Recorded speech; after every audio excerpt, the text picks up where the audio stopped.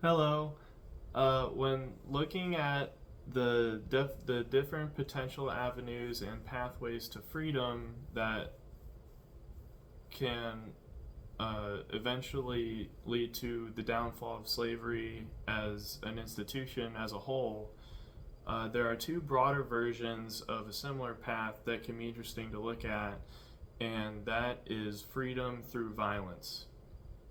And when looking at Afro-Latin Americans and their descendants gaining freedom in Latin America with slavery as an institution, in this case, an institution based on race where there is a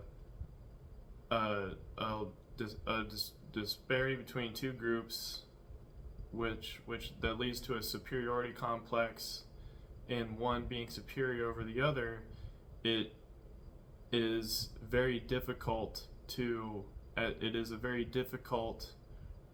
to overcome when it being ingrained for generations. And looking at two different avenues of freedom where violence is involved is the first one being revolt and rebellion, and the other being freedom through military service.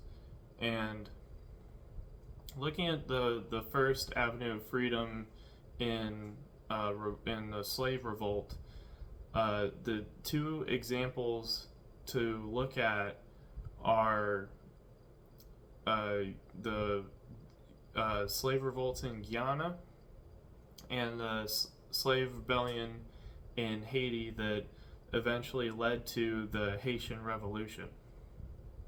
And looking at the Guyana slave revolts, there are two to examine, with the first being in 1763, which that slave rebellion was put down by force by British and Dutch colonial powers.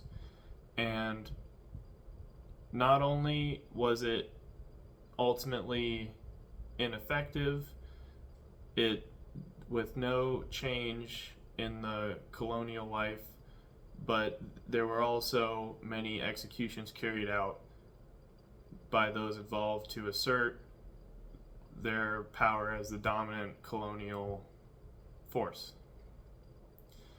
And then we see later in 1823 a second slave revolt in Guyana that it actually eventually led to, it gave new life to the debate over abolition, and slavery was ended 10 years later.